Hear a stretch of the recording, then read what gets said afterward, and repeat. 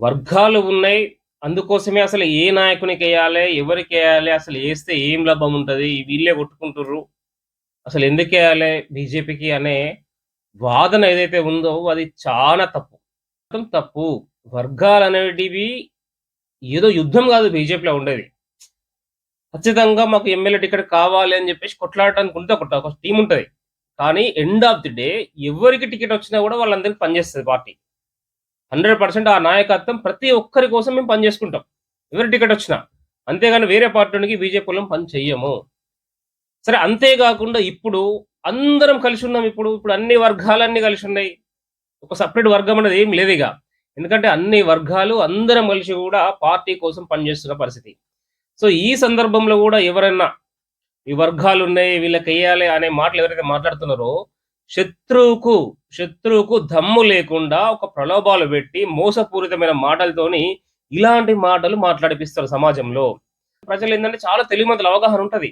కాకపోతే ఏమైతదంటే 4 మాటలు ఒక ఒక అదేదో శాస్త్రం ఉన్నట్టు మేకను పట్టుకొని వాడు మేక కాదురా బయ్ కుక్క, కుక్క అంటే కుక్కనే అని వదిలిపెట్టినట్టు అట్లా మాయ జేస్తారు. అట్లా మాయ జేస్తారు. ఎవరైతే ఈ వర్గం ఉంది, వర్గ పోరుంది, నాయకులే సరిగ్గా లేరనే మాట ఎవరైతే మాట్లాడుతున్నారో అది శత్రువు మాట్లాడిచ్చినట్టు మాట. ఇది గుర్తుపెట్టుకోవాలి మనము. ఖచ్చితంగా అది శత్రువు మాట్లాడిస్తున్నాడు ఆ మాట. వర్గ పోరనేది లేదు. నాయకత్వ లోపం లేదు. బలమైన నాయకత్వం ఉంది ఇక్కడ. బలమైన వ్యవస్థ ఉంది. అందరూ కలిసికట్టుగా పనిచేస్తున్నాము. సో, దయచేసి పబ్లిక్ గూడా అట్లా మాట్లాడకూడదు దయచేసి. శత్రువు మాటలు పట్టొద్దు మనము. వేరే పార్టోడు ఈ భారతీయ జనతా పార్టీని ఏ రకంగానైనా, ఎట్లైనా దీన్ని మనము గెలిపియద్దు అని ఆలోచన జేస్తాడు. గెలిపియద్దని ఆలోచన జేస్తాడు. ఒకటి ఆలోచించుకోవాలి మనము దయచేసి. అదే విధంగా భారతీయ జనతా పార్టీ కార్యకర్తలందరూ గూడా ఇప్పుడు ఎవరైతే కౌన్సిలర్‌గా పోటీ చేస్తున్నారో ఎందుకుంటాయండి మాకు ఆస్తులు? ఎందుకుంటాయి? దేశం కోసం, ధర్మం కోసం అహర్నిశలు, అహర్నిశలు దేశం కోసం, ధర్మం కోసం ఆలోచించే వ్యక్తులము మన భారతీయ జనతా పార్టీ కార్యకర్తలుగా ఉన్నాం మనం. సో, అలాంటప్పుడు మన బిజినెస్ మైండ్ సెట్ ఎందుకుంటది?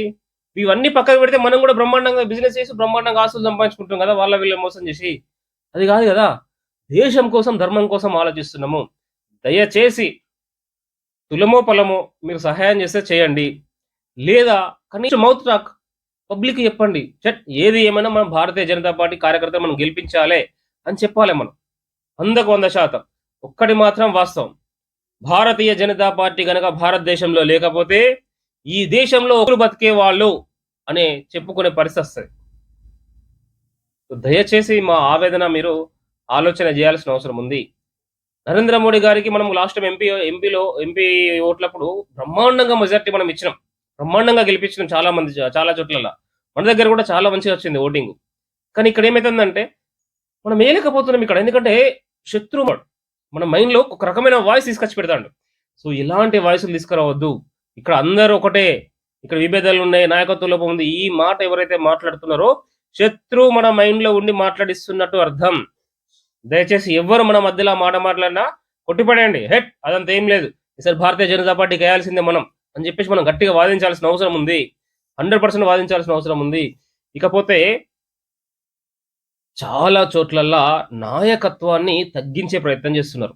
ఒక భారతీయ జనతా పార్టీ కార్యకర్త అంటే వాడు 20 సంవత్సరాల నుంచి, 25 సంవత్సరాల నుంచెల్లి ఈ దేశం కోసం, ఈ ధర్మం కోసం పార్టీలో పనిచేస్తాడు. అరే! మాకు సంబంధం ఉండదండి కార్యకర్తలతో. ఎక్కడో కార్యకర్త ఉంటాడు. ఆయన బండికి కమలం పువ్వు వేసుకుంటాడు. కాషాయ కండువ వేసుకుంటాడు. తిరుగుతా ఉంటాడు. నాయకులతోటి సంబంధం ఉండదు ఆయనకు. నేను చెప్తున్నా కదా! మాకు తెలియకుండా కమలం పువ్వు బండ్లేసుకొని తిరిగేవాళ్ళు చాలా మందున్నారు. అరే! ఎవలన్నా ఏందని మేమే పలకరించే పరిస్థితి. అంటే అభిమానం. వాళ్ళ అభిమానంగా వాళ్ళేసుకొని తిరుగుతారు. వాళ్ళకేదో పదవులు గావాలి, లేక ఇంకేదో పనులు గావాలి. ఇవన్నీ గాదు భారతీయ జనతా పార్టీలో.